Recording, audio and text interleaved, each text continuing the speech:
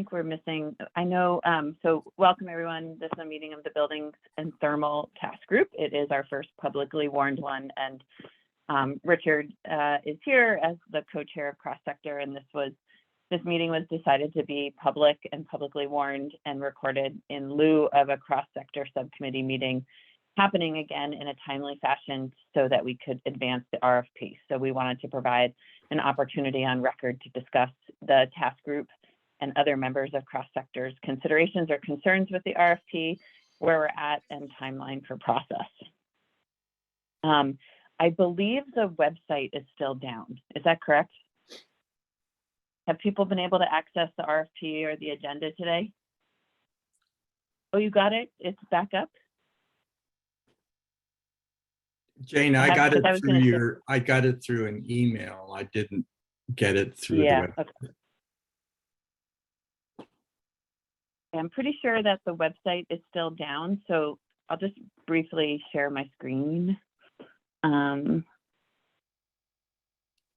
I'm on the website. I see the calendar and the documents posted. Is that what you're looking for? A link to the RFP is broken. It doesn't work. Oh, okay. Sorry. The links don't work. The resources page is down. So the SharePoint site behind the website is down, which happens periodically, I think. So, hold on, sorry. I'll just make sure they're officially confirmed that they're still broken. Yep, still broken. Let me just share my screen so people can see. I swear I have the agenda open, but it is not finding it when I go to share my screen. I made sure I had everything open.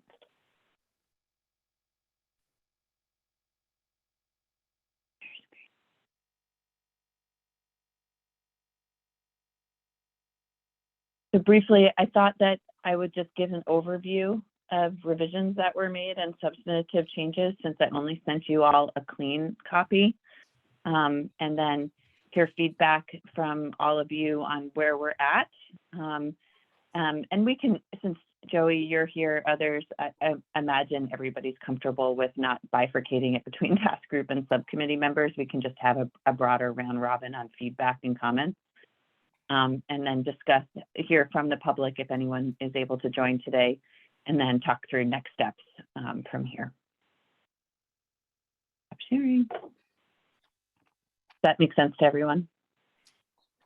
That's fine, Jane. Great. So I think some recap, and you all correct me if I get any of this wrong, but the last time we met, there were some overarching concerns around the prominence of how the clean heat standard was or wasn't featured related to the other possibilities of policy structures.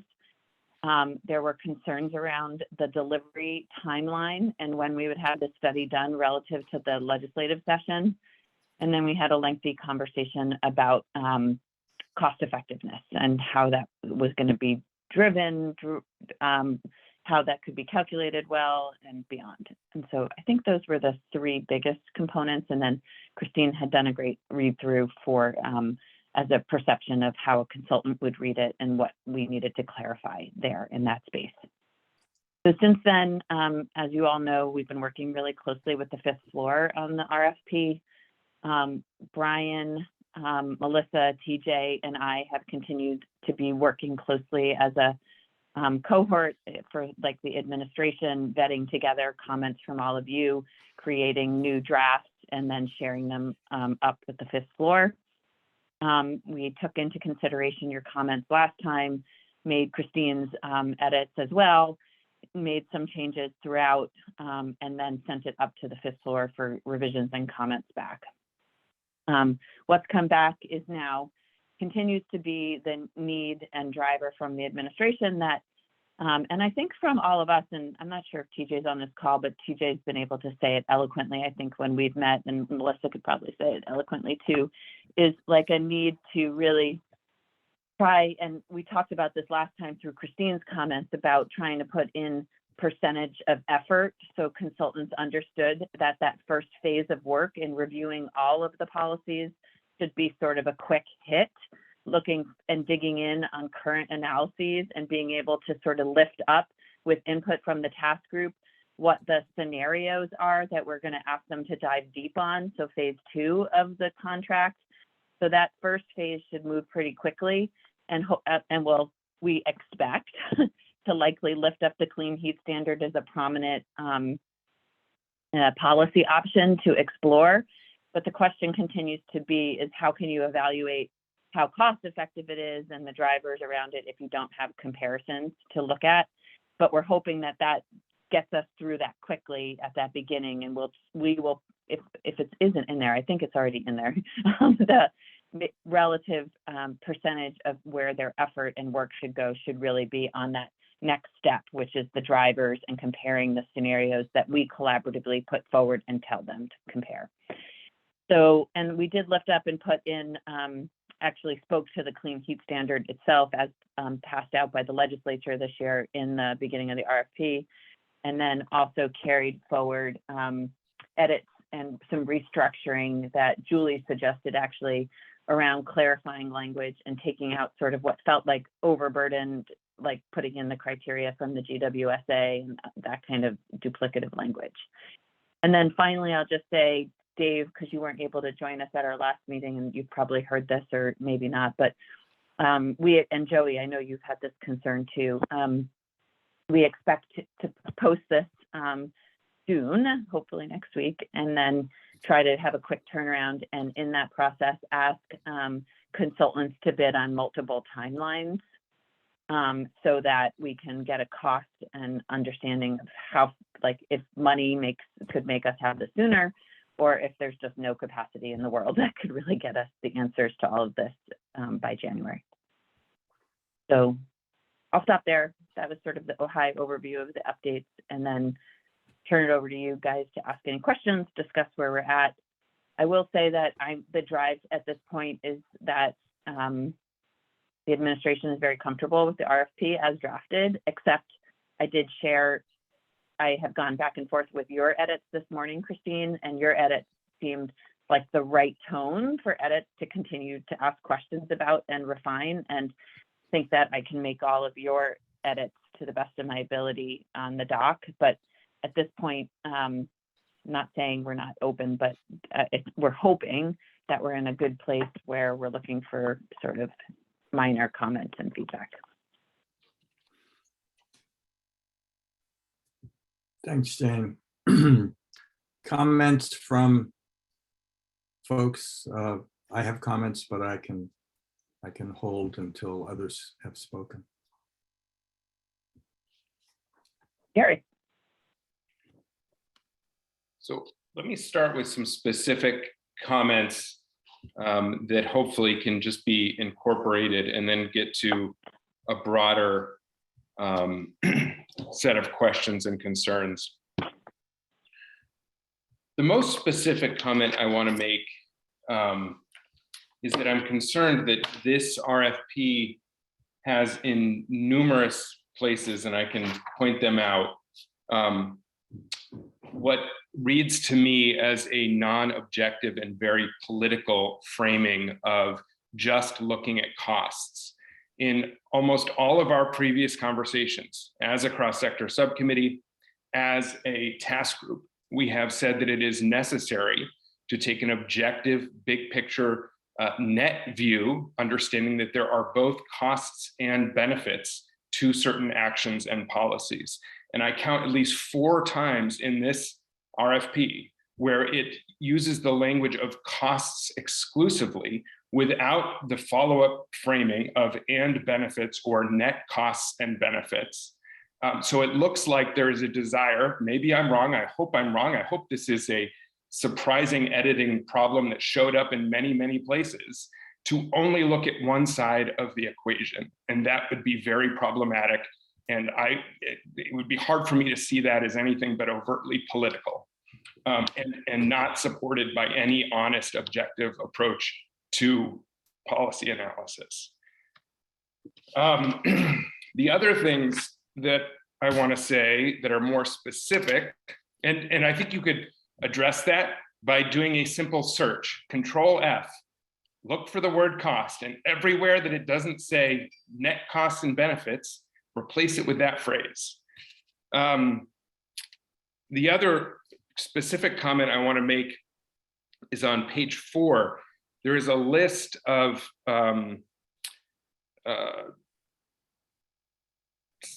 sets of programs, data analysis, and tools to help inform the analysis.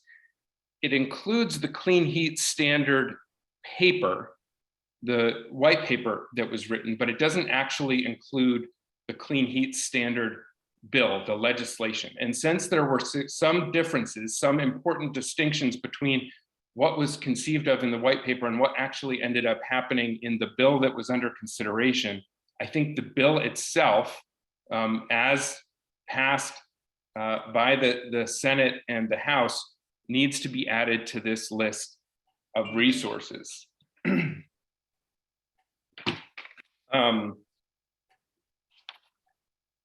The broadest comment I want to make is that I am concerned that we are walking in circles for the sake of delay. We have known for, when was the RFF analysis done on carbon pricing? We know, and this gets, sorry, let me give one other specific piece of feedback here. I had asked previously, it was added during the meeting and then it was taken out. On page 6, the very first bullet point, the first criteria, I had asked for the language ability to confidently deliver emissions reductions in line with GWSA requirements. That was added in our last meeting. It looks like it was taken out to a mere ability to deliver. We have legal requirements. We need to have confidence that these policies can deliver them, not a pie in the sky 1% or 2% chance that, you know, if a whole bunch of variables align, there might be some, you know, remote chance that we could meet these. So I would request again that the word confidently gets added back into that bullet point. But what we know is that most of these policy options that are on the list to be considered and analyzed have already been considered and analyzed. And the reason they were not put forward by the cross-sector mitigation subcommittee or by the Climate Council, we need to remember the Clean Heat Standard was the recommendation of the Climate Council. It is what is in the Climate Action Plan as our thermal sector strategy. The reason we didn't put forward carbon pricing is because it doesn't give confidence in terms of achieving emissions reductions. It gives you confidence in price. If as classically applied, it can be very regressive. There are many problems with carbon pricing that go back to the RFF report and to RAP's report from the Vermont Climate Commission 4 or 5 years ago. I do not know why we would go back and retread ground that we have already trod and that we already know about.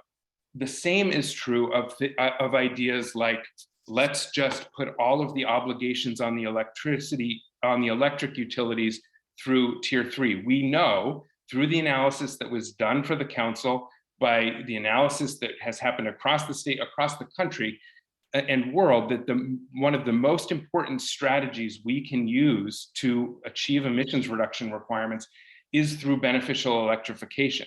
So the idea that we would raise everybody's electric rates and put all of the costs on electricity, putting electricity at a disadvantage relative to fossil fuels, makes no sense. This is the reason that we ended up at a Clean Heat Standard recommendation.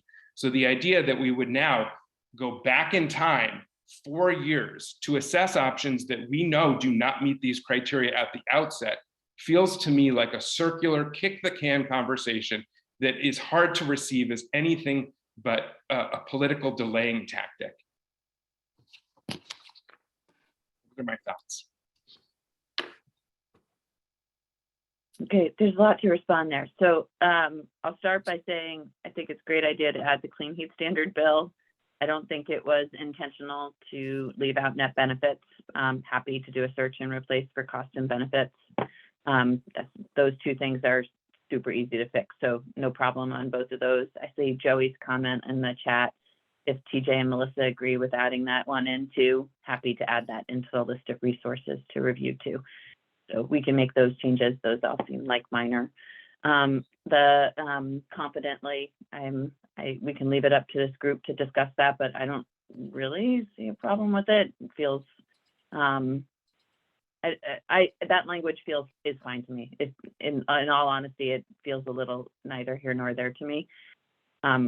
And then lastly, I'll just say that I think that your discussion about all the other policies, as I suggested before TJ hopped online, and I don't want to put you on the spot, TJ, but in our small conversation after our last task group, I thought you did a nice job explaining sort of the rationale behind sort of the need to briefly review outstanding other policies in order to have a baseline to compare the clean heat standard against. And that is what I carry forward with, understanding if these things don't rise to the top, they're going to come out pretty quickly at the beginning of the first phase of the analysis. And we won't choose them to advance in the scenarios that we put forward to further analyze. So that's what I say to it. Anyone else can fill in other details. Other comments? I think, you know, I beg your pardon. You're echoing.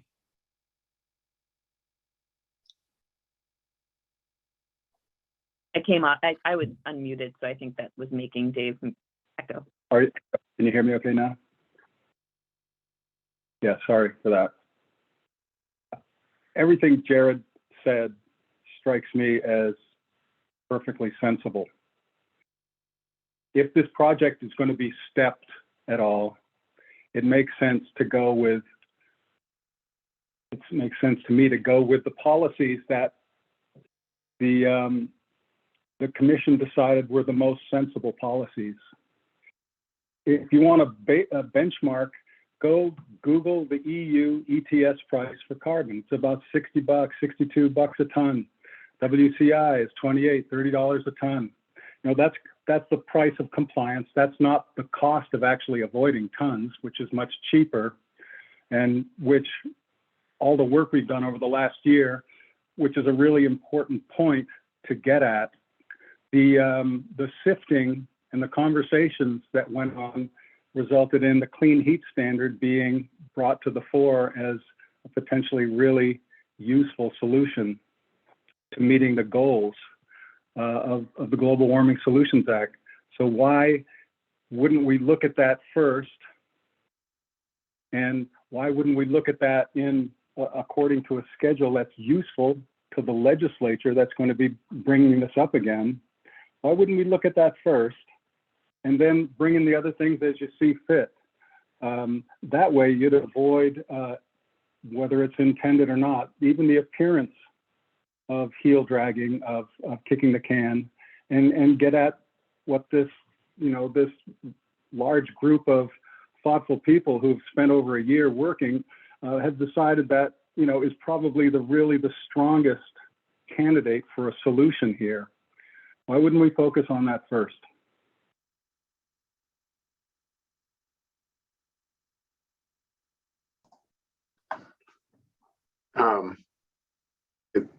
I guess I have a question in response to that. Is really, I think the question, the reason that as I understand it, that some of these other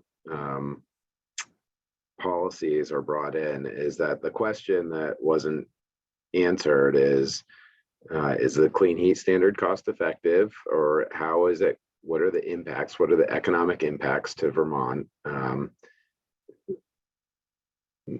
However you want to say that. I think economic impacts is the best way to say it, because it's very impartial. That's the net cost or the costs and benefits, whatever. And then it's compared to what? And I think that that's where people seem to struggle, is that it was, you know, there was this what is at least perceived to be a lack of a public process and outreach and engagement, and the kind of choice of this path, and kind of understanding and of the comparisons of impacts to Vermont of these different choices are really what this is trying to get at. And so, you know, I think like Jane said, you could probably rule some of those out with some initial analysis, or get some high level,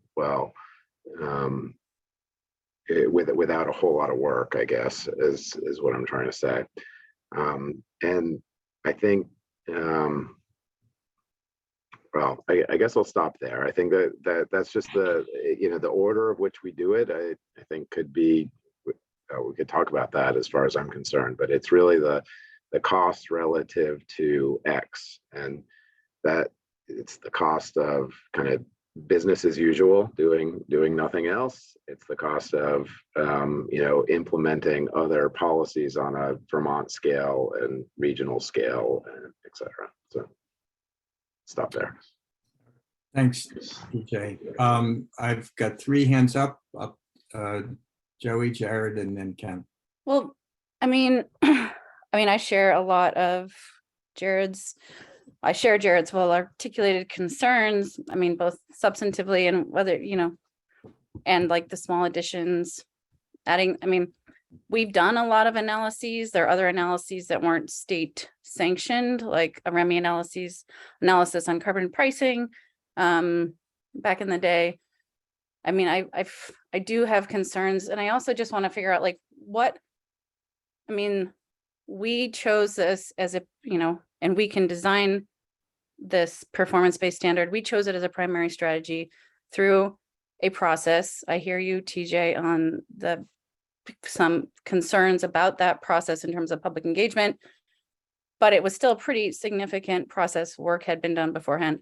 Okay, so, and just a reminder that, I mean, it passed the legislature overwhelmingly in both bodies, and it lost by 1 veto, in part because I heard from the governor anyway, the economic piece of it. So can we just simply analyze, I wonder about even just analyzing the clean heat standard, an economic analysis of it, and then potentially an analysis of different scenarios of the clean heat standard, because there were concerns about biofuels. And I mean, I just wonder, like, it feels again, like we're kind of reopening it very broadly when we're on a very tight timeline, not because we like tight timelines, but because the timeline is set by the science and our need to act. And ongoing delay just has ongoing costs.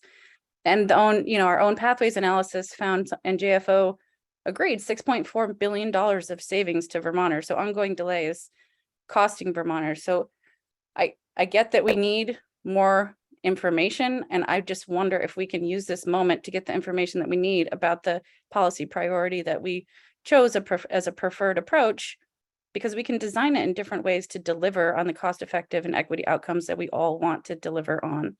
But this is going back to the drawing board, and I have concerns about what this means more broadly for our work on the Climate Council, and what that means as we continue to just sort of have ongoing conversations or debates about what path we should choose. We need to choose a path, and we need to design a well-designed policy to deliver for Vermonters greenhouse gas emission reductions, cost-effective, cleaner heat, cleaner transportation, cleaner power. And, you know, that's all in service of the urgency of climate. So I just have concerns about how broad this has become. And I don't quite understand it. And I apologize for having missed the meeting where maybe you answered. And, you know, there's reason that I don't quite understand. Thanks, Joey. Jared? Sorry, I know I already spoke, but there were 2 things that TJ said that I actually really agree with and do not see them in the RFP. So would like to see them in the RFP. So I just want to go back to a couple things that TJ said. One is, if I heard you correctly, TJ, you said that the main interest here is understanding comprehensively, objectively, the economic impacts of the clean heat standard. And then you said, compared to what? Both compared to business as usual and compared to other policies. I don't see that in this RFP. I see the clean heat standard 4th in a list of 6 things, rather than the primary thing to be analyzed, then in comparison to these other policy options. It's lost in this long list rather than the primary focus of analysis.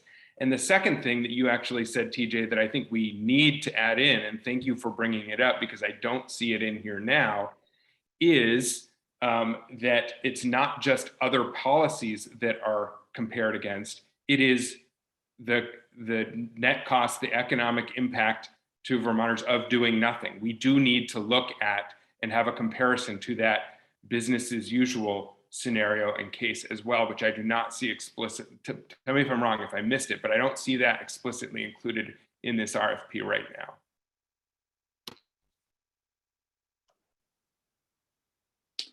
I just Yeah. really quickly, sorry, Oh, Ken. yeah, TJ. Yeah, I'm looking at it now, and I feel like it was implied, and we look at these things so often that business as usual is implied, but it probably would be a quick add to make that explicit here.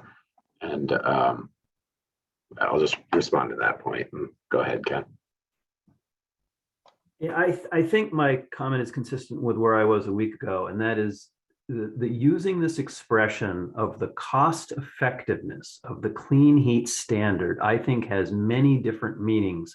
The meaning that I think most legislators and policymakers will take is, could we accomplish the same end with fewer state dollars? In other words, the implementation costs of getting the outcomes from the clean heat standard. Is the clean heat standard the most cost-effective path to get there? I don't believe that an analyst can answer that question, because there are so many variables that will dictate the actual implementation of either a clean heat standard or a carbon pricing regime or a strict regulatory appliance regime that I don't believe an analyst could determine that the clean heat standard is the most cost effective from that perspective, which is the perspective of state government spending. Now, but I also agree that, TJ, when you say what we really mean are the economic impacts, that is a different question for many people. Cost effective is different than the net economic benefits. Now, again, maybe among us, we could try to convince everyone that that's really what they want to know. But and one reason I'm okay with the RFP going out, because we are going to have to work really, really closely with the consultant as they go through, call it the first step there, the first stage, phase, whatever, that they're going to be building product that answers the questions of our audiences. That is going to be really, really hard. And while I would love to see the RFP more, more closely refined to get there, I also recognize that it's not going to happen. I mean, but we're going to have to work with a consultant. But again, we in this discussion, we need to be really clear about what outcome we really think is going to take place. And to use the term cost effective, it has too many people translate it in too many different ways. So yeah, I'll stop there for now. Thanks, Ken. I've been waiting, so I guess I'll call on myself at the moment. First, just a quick reaction on cost effective. I don't interpret the words cost effective the way Ken does. That is limited only to the cost of implementation on the state budget. But I am fine with what I think we're really after, which is economic impacts, both costs and benefits, to Vermont as a whole, and to Vermonters. I share the concern of others that the way this RFP is drafted right now appears to invite the contractor, or to require the contractor, to spend a great deal of time analyzing and even more troublesomely modeling all the other policy options that could be taken in the thermal sector. And as we all know, going through that entire list of options and modeling them would take an enormous amount of money and a great deal of time.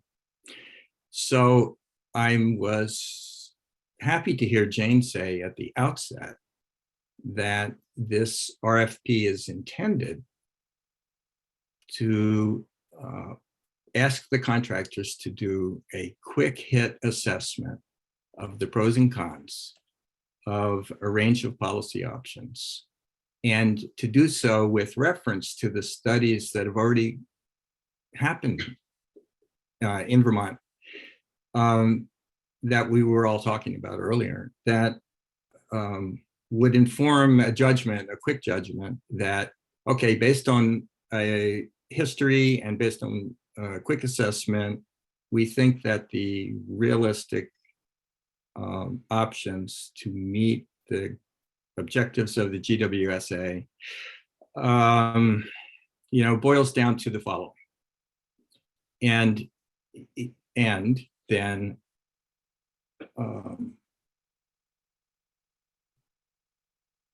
putting a primary focus on what the legislature actually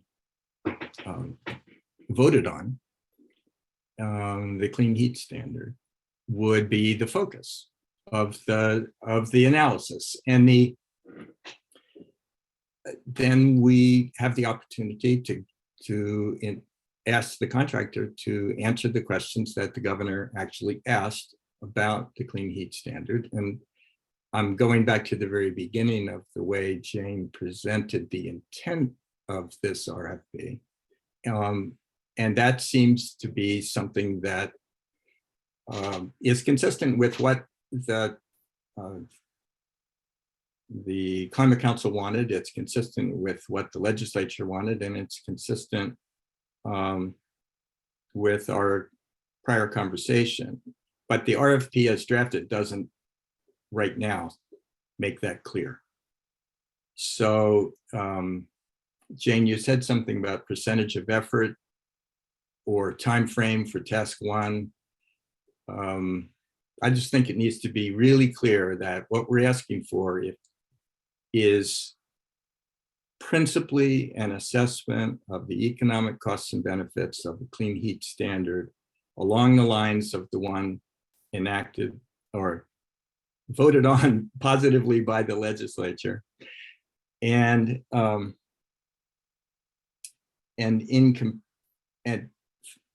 either first or second in doing a quick comparison of that option to the other major options that we know could exist. But the primary effort just needs to be on assessing the proposal that the legislature studied, heard testimony on, and voted on. If we can make that clear, then this RFP would be a lot stronger in my opinion.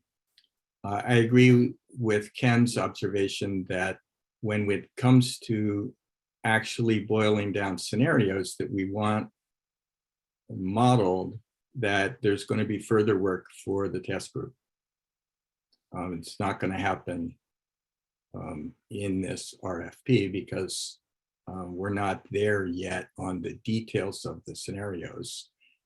But certainly there are different ways to construct a clean heat standard that we might want to model in order to see if it would be provide greater benefits or lower costs if we did it one way versus another. And we should make sure that under this RFP and the amount of resources we have available to us, that we get a chance to do that. If we spend all our time examining questions that have been previously studied, or that as a matter of practical, political and economic reality are really not going to happen, then we're wasting our time and money on the wrong thing.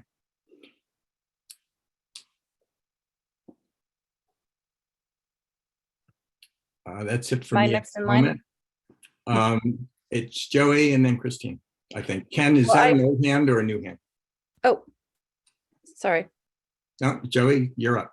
I appreciate, I think that's some thoughtful approach, and I agree that it would be helpful to go deeper in the clean heat standard and have that be more reflected in the RFP. And I also agree, I think it would be very helpful based on the concerns that we were hearing, and also based on the fact that, I mean, the Inflation Reduction Act, I mean, that adds a layer. I feel like sort of how could I'd like a consultant to help us think about how we might pair what that is going to help deliver in terms of opportunity for Vermonters. And I say that largely thinking about when it comes to clean heat standard, like heat pumps, for example, that's going to help deliver a lot of cleaner heat through heat pumps to Vermonters. So I wonder about the ability to ask the consultant to analyze different scenarios, based like the biofuel scenario. There was a lot of legitimate concerns about that, like different scenarios of a clean heat standard, and see how that impacts the greenhouse gas emissions outcomes, and other considerations. So I could take a stab at putting some of those thoughts on paper if people agreed that like a sort of scenario approach could be helpful.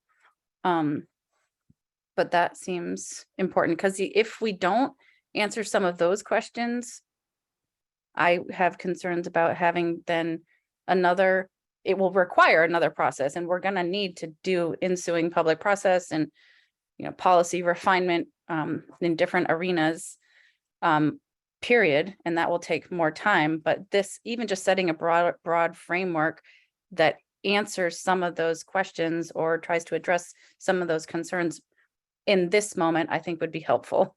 Otherwise, we're going to have to do it later, and it will just continue to prolong. So I think, what's the scenario with like 100% heat pumps? I know that's probably never going to happen, but like different scenarios, I think that'd be very helpful. So, Joey, a quick reaction. As I interpret the process in front of us, we will have the opportunity to do that scenario framing with the consultant, and that's intended. And I think Jane has been clear about that, about the intent. Okay. Sorry. and Again, this is the problem of me interloping and needing to wrap my head around it at this late moment. Yeah, having to do that right at the, right now seems to me that it would add delay to getting this going. So I just want to make sure that it is a part. Yes, it's certainly my understanding that we would be examining different options for the design and implementation of a clean heat standard, that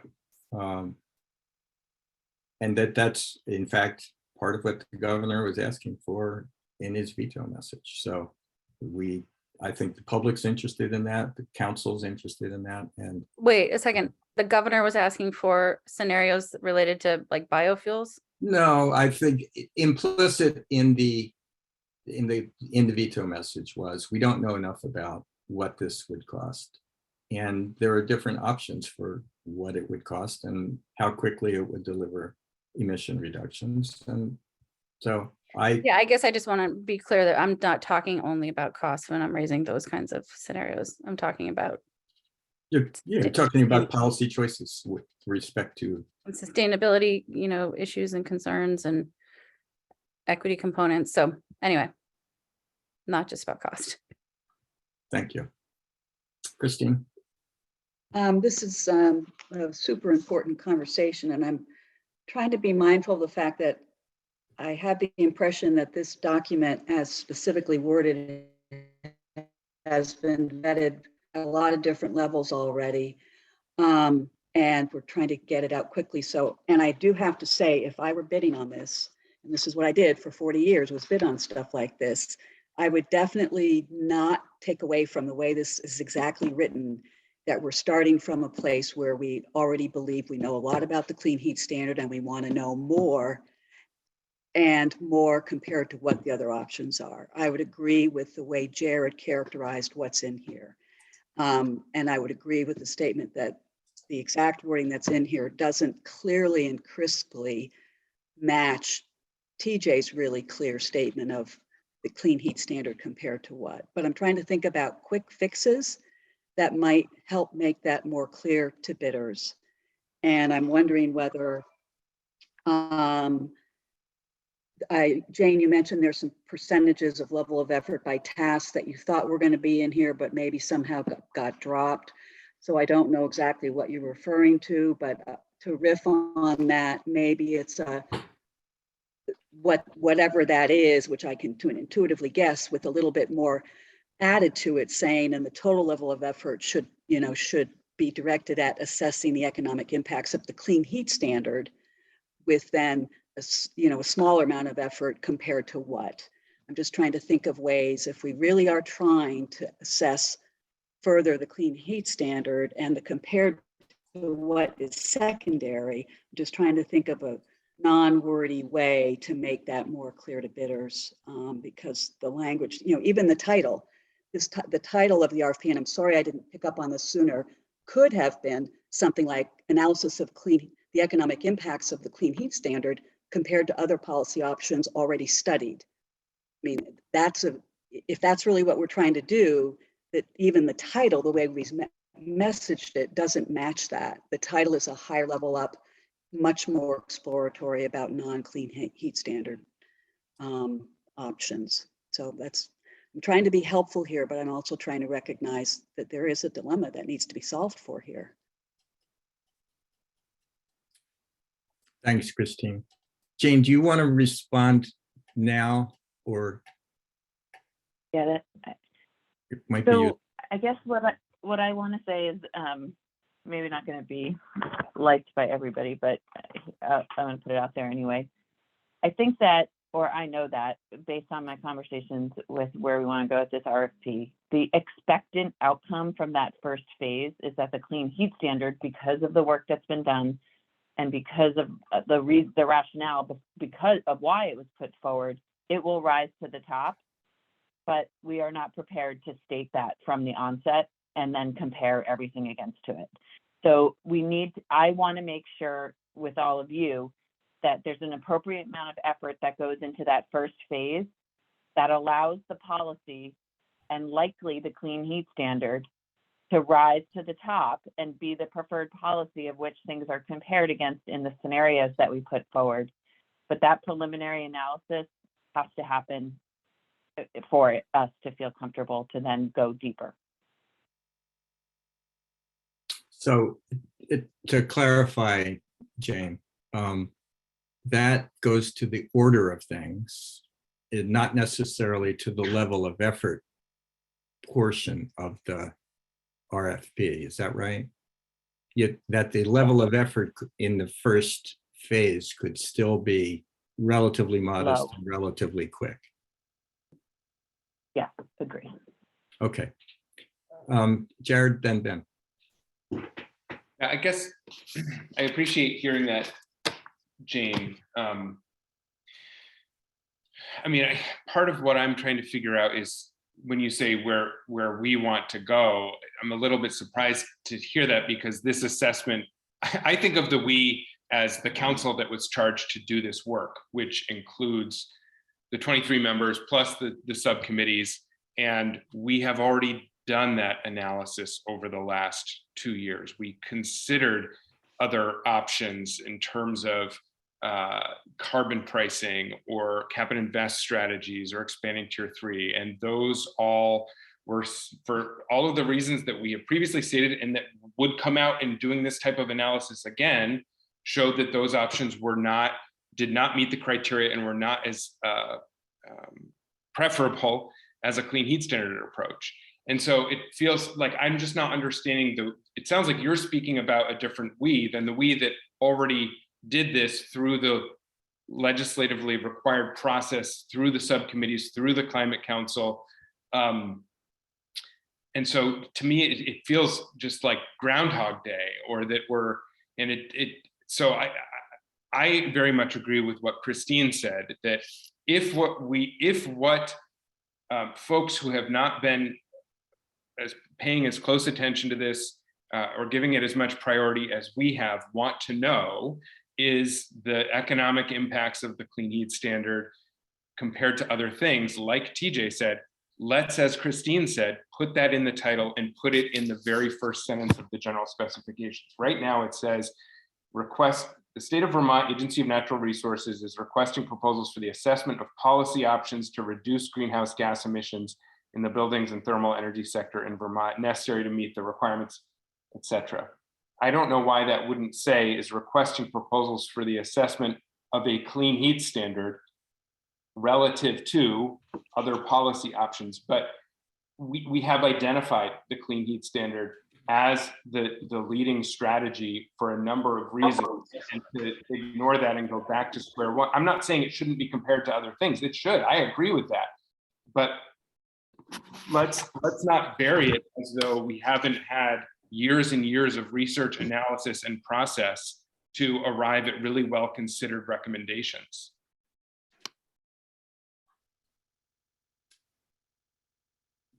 Ben? I will be brief as I'm seconding and thirding things that I've already heard from others, but to put it very plainly, the Climate Council voted on a climate action plan.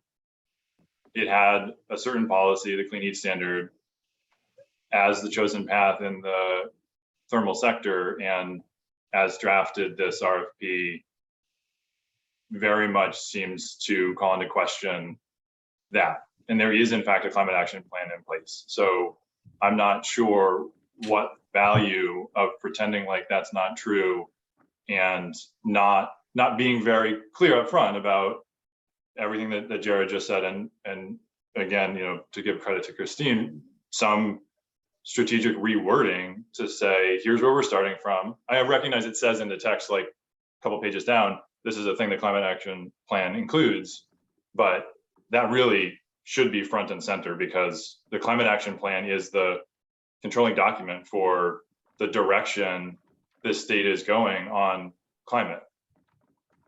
And starting much closer to square one, as this really very much does in the black and white on the page, is concerning, because a lot of work went into getting to that vote.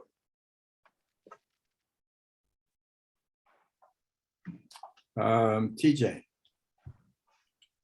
Thanks, Ben. I feel like I'm missing something, maybe, but I don't recall that estimate of the impacts of a clean heat standard and other policies, and the cost effectiveness of it to Vermonters and to society at large was evaluated by the council. And so I just want to, I think that's part of why we're in this loop, is because it never happened. And somebody correct me if I'm wrong, if it's out there, but it never happened. And so that's where we're at now in this cycle of trying to move forward on a policy. Is that what happened is we don't know what this costs. We don't know what it costs to Vermont consumers. We don't know what it costs to society. And we don't, before you rightly correct me, Jared, what the net impacts are to Vermont consumers, impacts are to society. I think that's just that's where we are in kind of the cycle of, like, that's ultimately one of the reasons that was stated in the veto message. And what we're trying to accomplish is to say, here's what a clean heat standard, what the impacts are to Vermont consumers, to society, relative to other options. And to me, you need to evaluate them all in order to answer that question. And I know there's different, it's been articulated to have the emphasis on the clean heat standard. personally, like, I think we need to understand the impacts of the policies so that all of them, including the clean heat standard, so that we can move it forward. And I understand that it's in the climate action plan and it was voted on, but then, to get it implemented, this was a flag that was identified that we don't have this analysis. So we're trying to move forward with this analysis. And I'm hopeful that, we're in a step now where it's our RFP, and and that needs to go out. That's like the threshold thing that needs to happen before we can go forward, right? So there's a lot of work and a lot of steps and a lot of conversations, with the contractor, and in developing the analysis, a lot of inputs that are going to need to go into that I think the task group, the cross-sector mitigation committee will be part of. I'm hopeful we can get to a spot where we can say clean heat standard and other options are going to be evaluated. There'll be some percentage weight on the type of analysis that are done, and we can move forward, and we can get that into we can get it into the process. So that we can just get started. I'm anxious to get started, and I'll leave it at that. Thanks, TJ. Jared, and then Christine. So I want to go back to the first part of where you started, TJ, about what analysis has or has not taken place. I think very clearly through the work over the years, whether it was the Climate Commission, whether it was the Climate Council and the cross-sector mitigation subcommittee, there has been a lot of comparative analysis of policy options relative to each other on the very questions that you're bringing up. I think what I'm hearing you say is we don't have an analysis that tells us exactly what the cost of a credit is going to be in terms of clean heat credits, or that some of the distributional outcomes once it's implemented. And my feeling is that type of analysis, you can do some projections based on market dynamics and what's available at what cost per ton, and what we think that the obligated parties would be likely to do. But there is a level at which there are some answers that cannot be answered until the policy is implemented.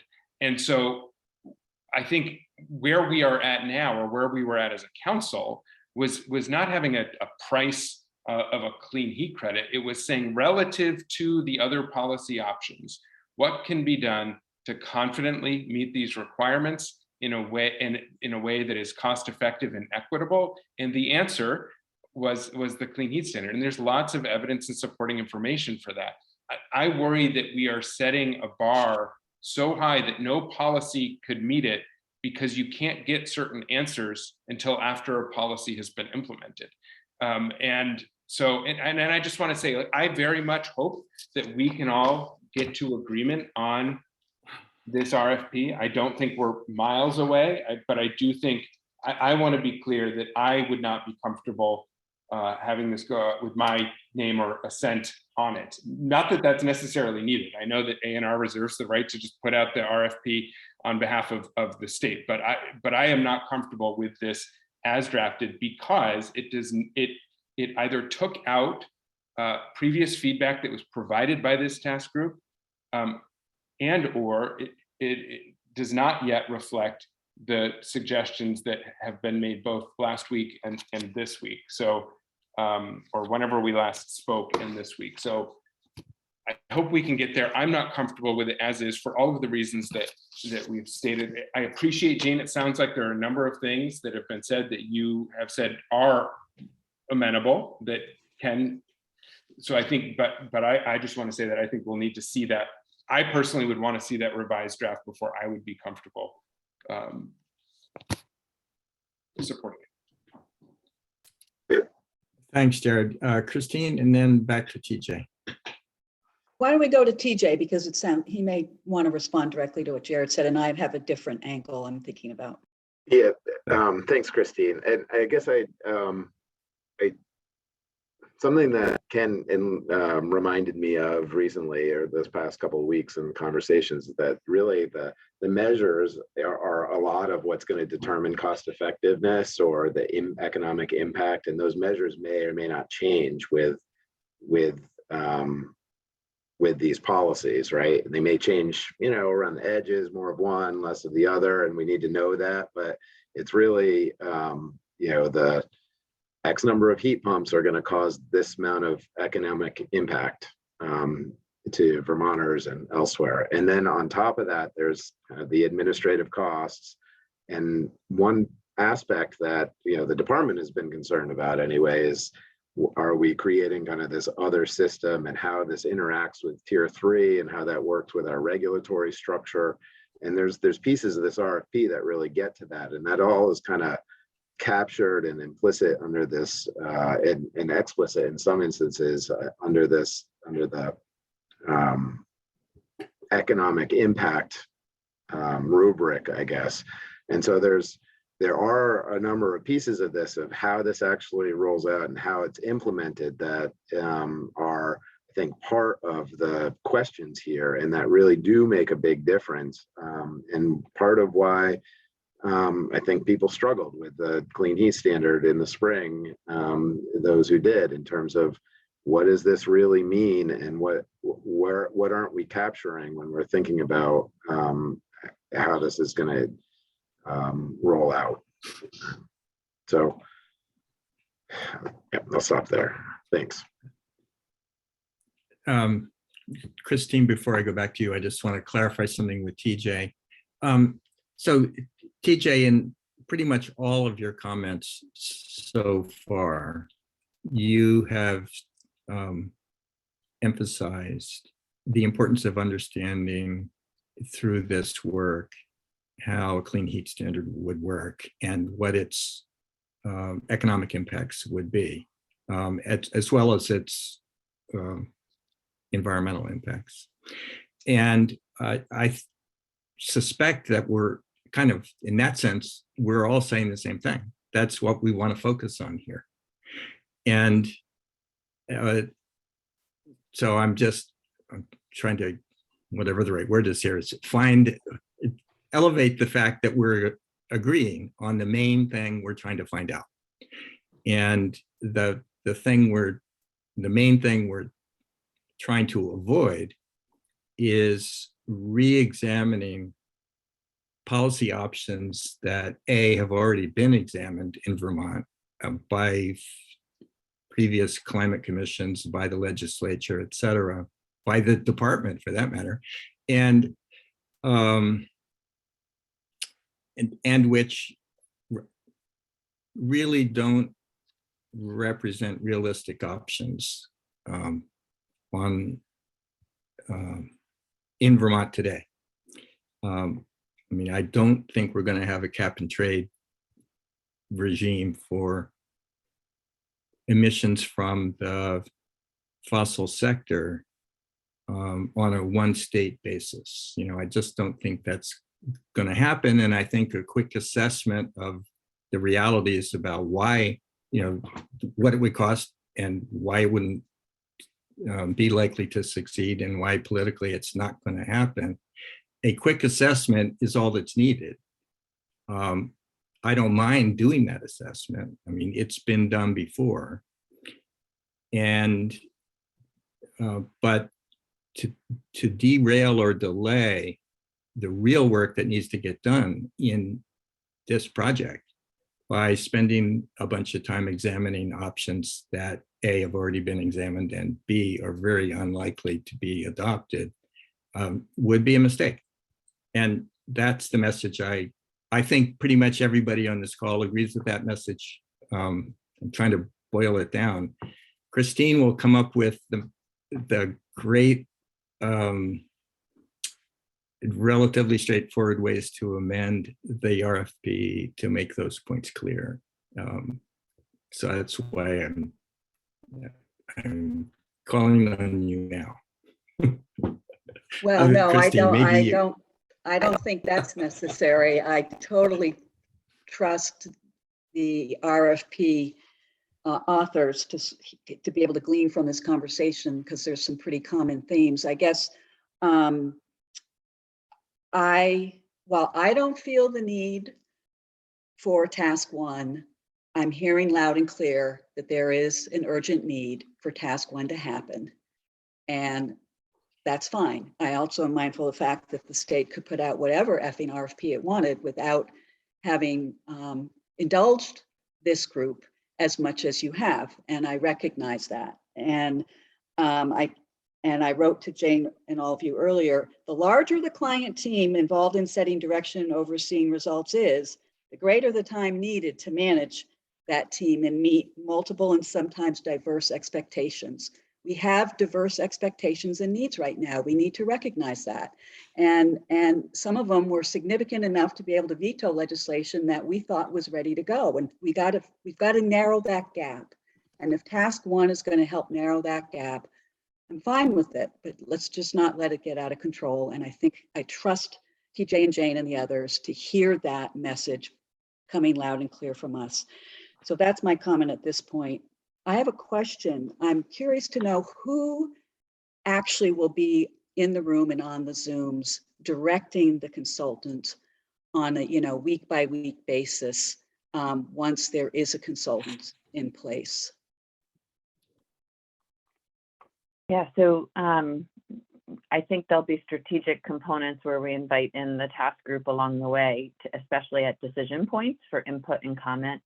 And the team that'll actually manage the contract will be a close coordination and always be A&R and PSD staff together.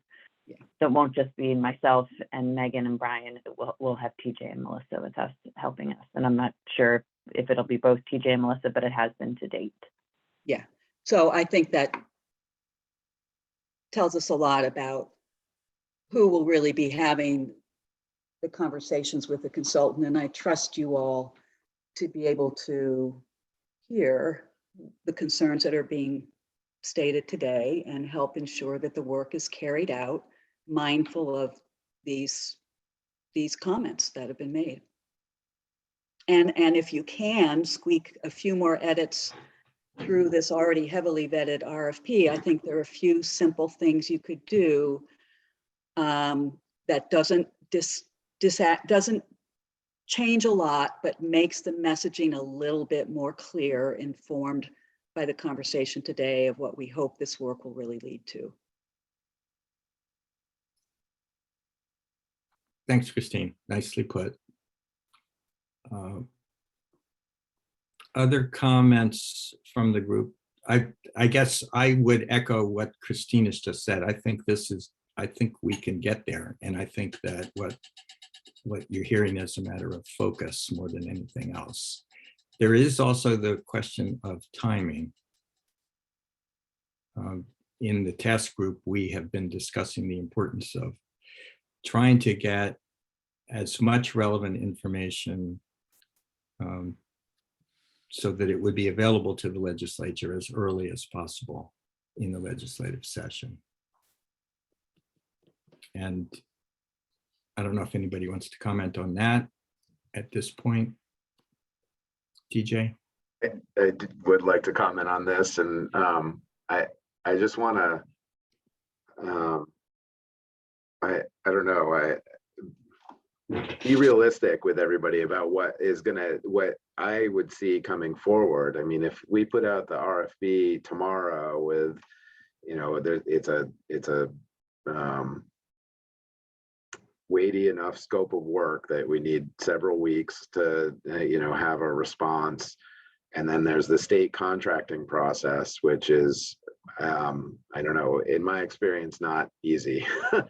And so, we're talking 2 months before we even get started, right? And that's Thanksgiving, basically.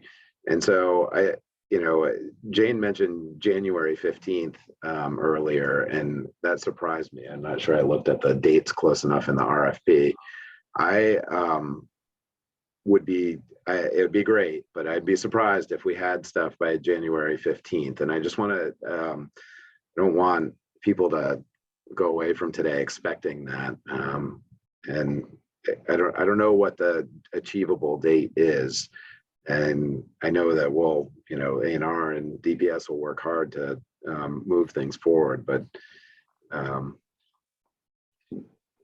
I just have some concern with the timing of it all.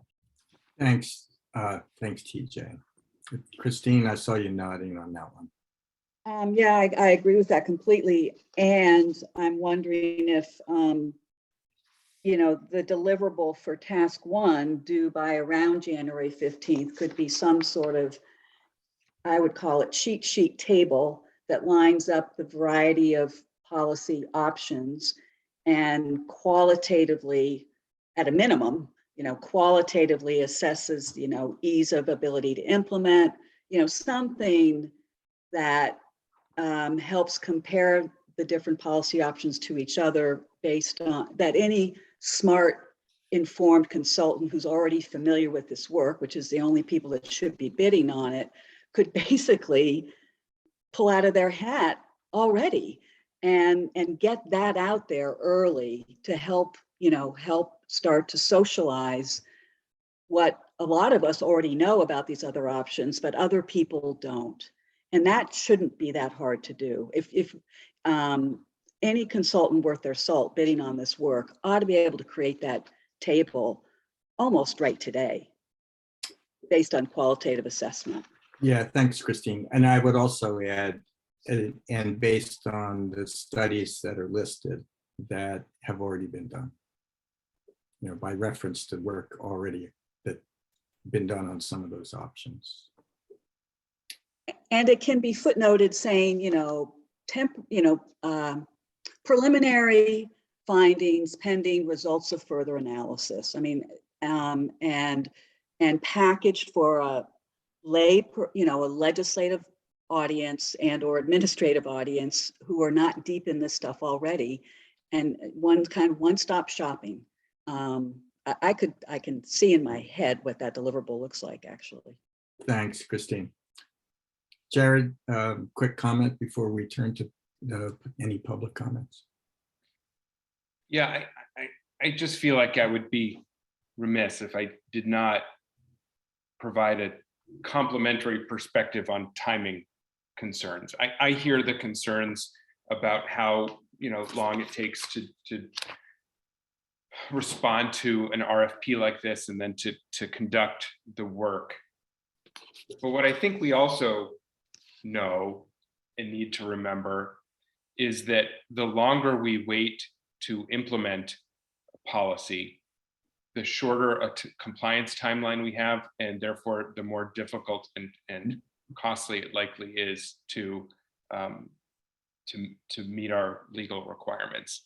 And so my big concern is that I want to believe that a lot of what's being put forward is in good faith.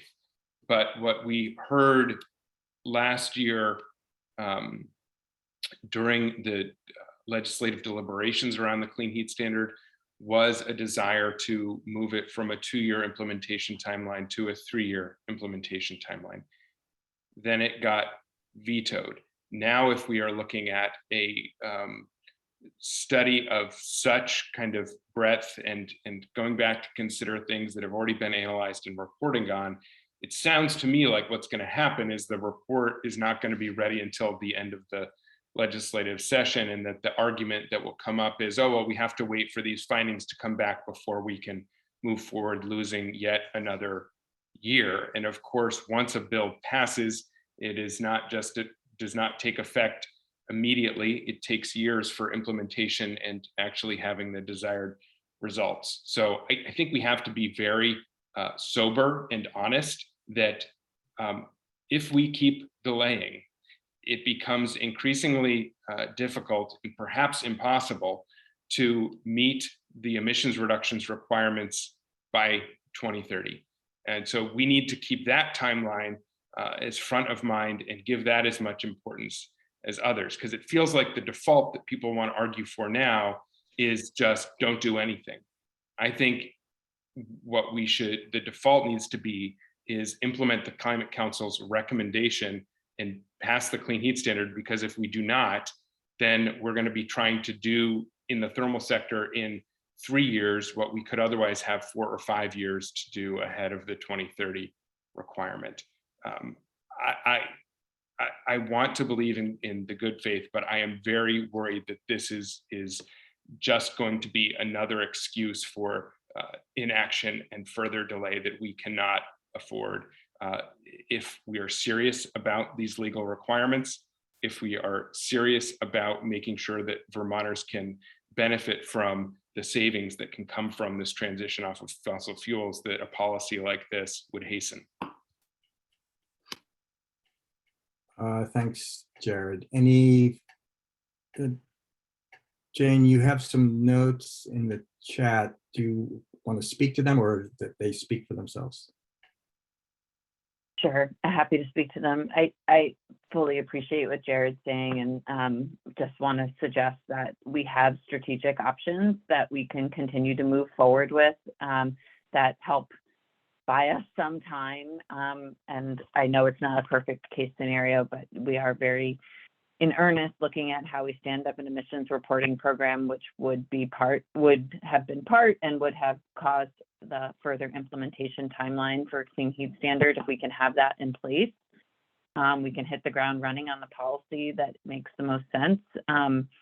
And then, of course, the study itself is doing in part some of what was asked of the PUC. So we're starting to answer some of those questions that also extended the timeline. It's not perfect, but it is buying us some portion of time back, I think. Thanks, Jane. Can Are there any, Joey? I just ask a question? And I'm sorry well, first of all, I do wonder, would we want to ask the consultant to analyze the potential, again, how to maximize the Inflation Reduction Act? Like, it feels like that's a new big thing that's gonna, and I don't see it in here, and I don't know if that's probably some kind of level of expertise that they may be helpful in, because that will have impact on the cost effectiveness piece. So I don't know if there's a way to. And then I also, when I was asking about like scenarios, I was specifically asking about scenarios that would respond to some of the public concerns that people had related to biofuels. So, and I don't see that in here, but you all said there would be different scenarios, but I don't see any concrete guidance. And maybe that's an ensuing conversation, but it does feel like to me that has, again, as I said before, like sustainability, economic, and other considerations that. So am I missing something? What am I missing?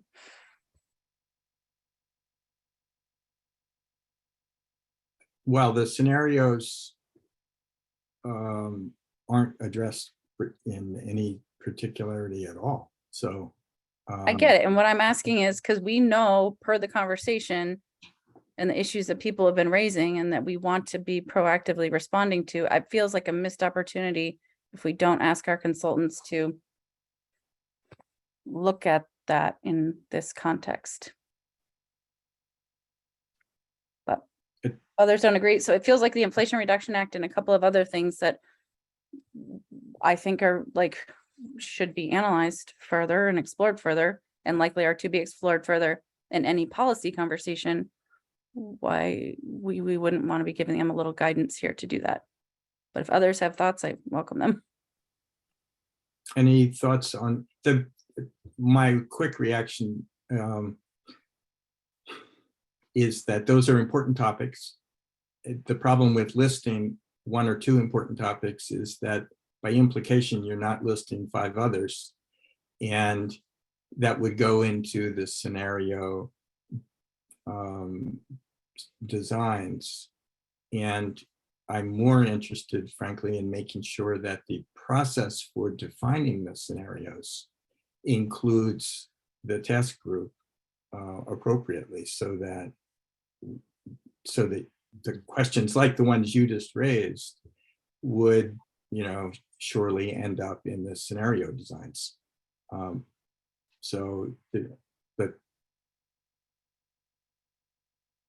maybe Jane can comment, or TJ can comment on your intentions with respect to that.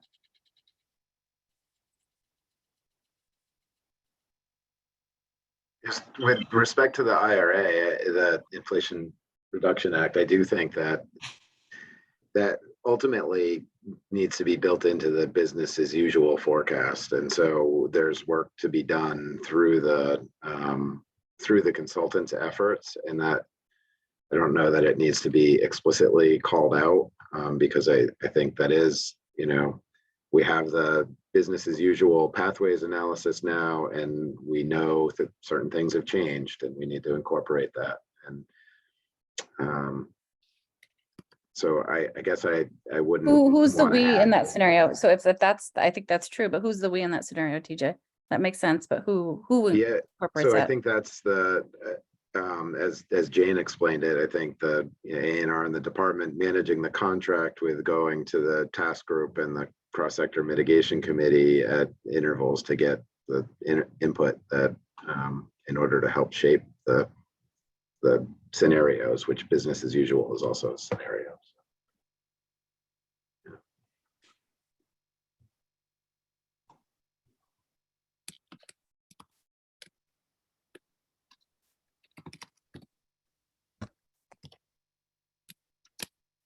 So did Christine, you had some really good concrete input. I don't know if you had, or did you capture that, Jane, or it's recorded, so we can go back and look.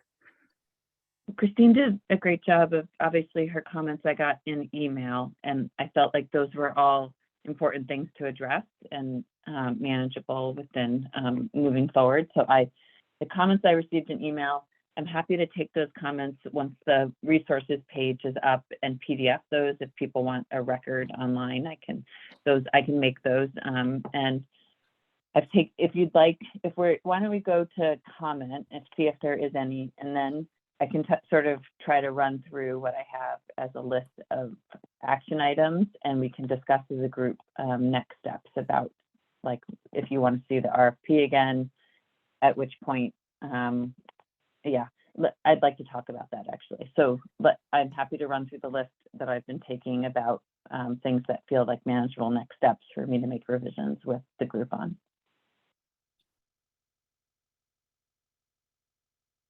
Are there comments from any members of the public who have been observing this conversation?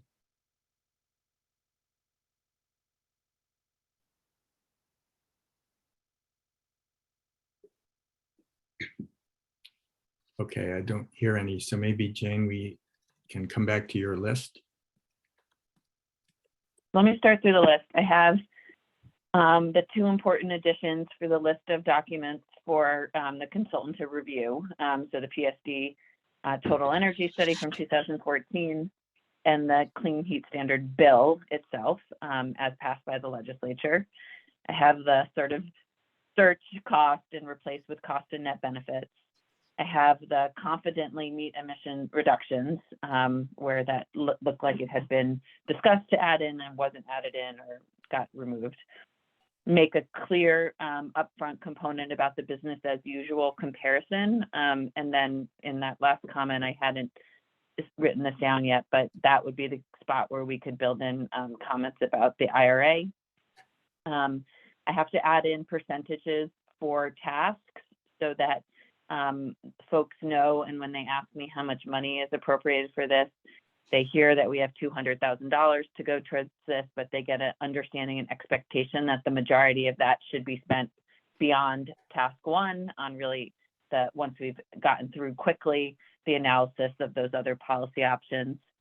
I made note of including a deliverable on the January 15th sort of timeline that would get us that policy chart, which would compare policy options quickly so that we had a tool to at least go to the legislature with or work with through outreach around sort of what the policies are being vetted. I think there's still this general question about the clean heat standard being more prominently featured in the title and upfront that I'm going to say right now we're not going to do in the RFP based on the conversation. But if everybody's confident that it is the best option. It's going to rise out really quickly. It's there. It's going to move forward and be prominently focused in conversations and the policy options and scenarios as we move into task 2.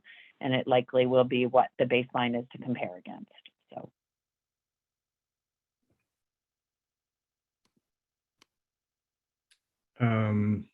Any other thoughts? Jared, then Ken.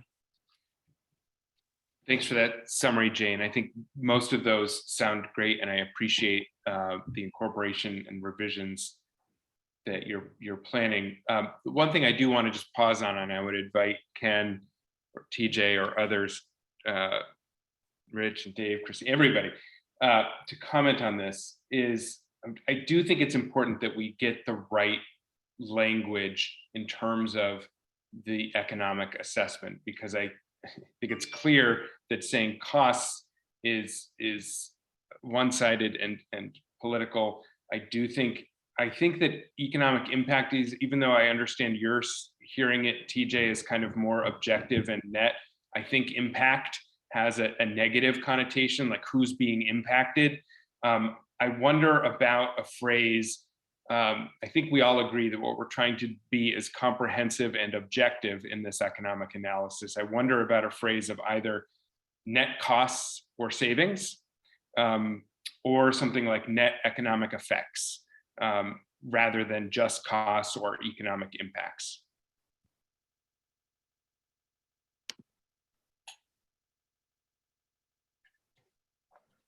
Yeah, from my perspective, I think I'm open to either of those. I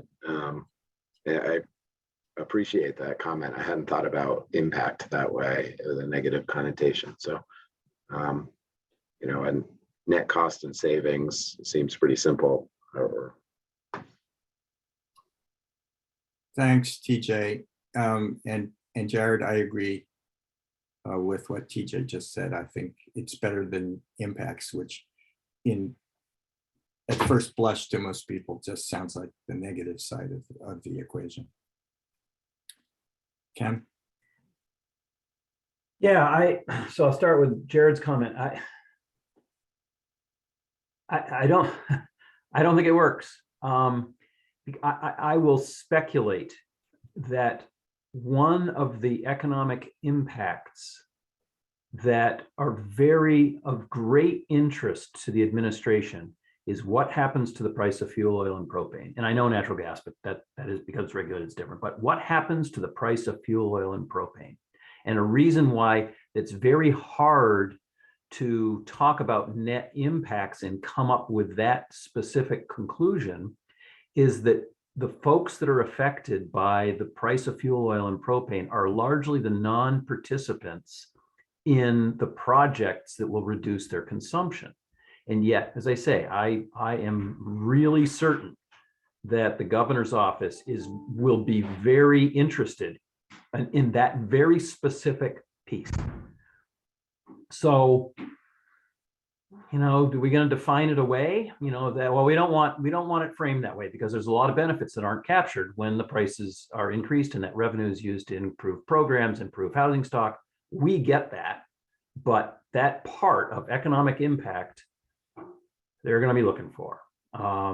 So that's a challenge. And if I were in Jane and TJ's seat, which I am clearly not, I would also go to the fifth floor and say, you are going to get from task 1 a product that we already have, which is a summary of these different approaches that has been done multiple times by multiple consultants. And the Climate Council came to the conclusion that the clean heat standard was really the clear winner among those. But with a short amount of effort by the consultant, they're not going to get a product that we cannot predict with almost 100% certainty. And as I say, I would tell them that, because I would, and then I'd be banished. This is my usual path.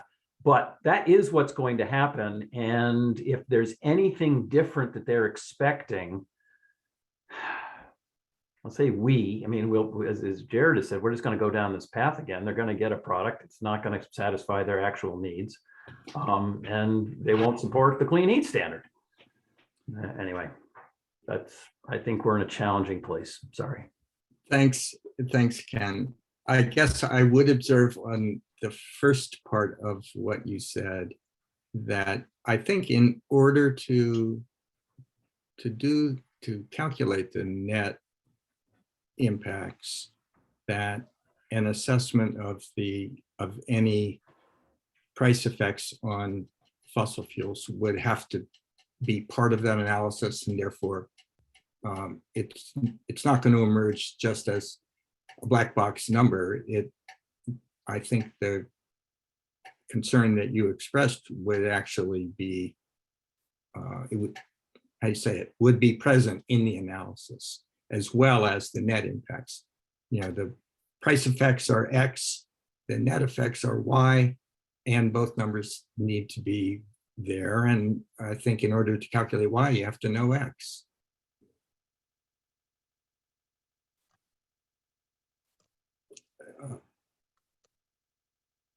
Do we want to talk a little bit about timeline, next steps before we Yeah. wrap up? Please, Jane. I think Brian and I can turn around these edits on Monday, and happy to share them back out with the task group. The benefit of working as a task group is I can share them with you, and then sort of based on your revision understanding of it, you can let me know if you want to meet again to review, or if you give a thumbs up to move forward based on this conversation and the edits that we've made to date. And then we can move to post it early next week based on that. All the comments that I just ran through, I don't think are edits or comments that need to be vetted back up through the fifth floor. We can make all of those and just run it through in-house administration, and then post them.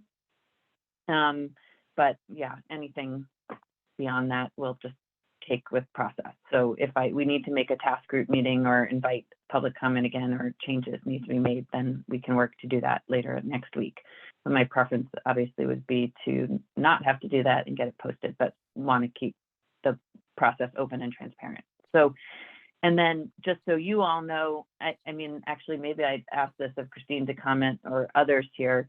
We have been leaving our RFPs open for 3 weeks, has been general practice for us, but I could do 2 weeks, make it shorter, but it does feel, okay, it's shaking. So it'll be 3 weeks that it's open. Based on that, I will work with the buildings task group. You as a cross-sector subcommittee at the end of the month when you meet in September can ask if any, I know Jared, you weren't originally on the buildings and thermal task group, but have joined. I'll assume that we'll keep this composition based on cross-sector asking going forward, and the buildings and thermal task group will have we'll be happy to have you review and rank the proposals that we receive, and then we'll come together collectively as a group, like we have with other proposals, to discuss our comments and see if there's a clear front runner or if we need to ask any follow-up questions or anything. And that's just so you all know, that's sort of like what drags on the process sometimes. We had the life cycle analysis posted, remember when that closed, but in the beginning of July, I still don't have a contract in place, I'll just say. So it just takes time, but I will prioritize. Jane, thanks very much. Let me echo the comments Christine wrote and others have echoed, to thank you and TJ and Melissa et al. For the collaborative way that you're going about this. We appreciate it. And, you know, please thank the secretary as well. We're making progress, and we appreciate your work. We just really want to see substantial progress made in the thermal sector in a timely fashion. And anything further? All right, then I think we can be adjourned, and thanks very much. we will, Jane, you'll circulate the edited version, and folks can, by email, let me know whether they want to invite another meeting, another public meeting, or whether we've really done it here. Thanks very much. Adjourned. Thanks all. Have a great weekend, everyone.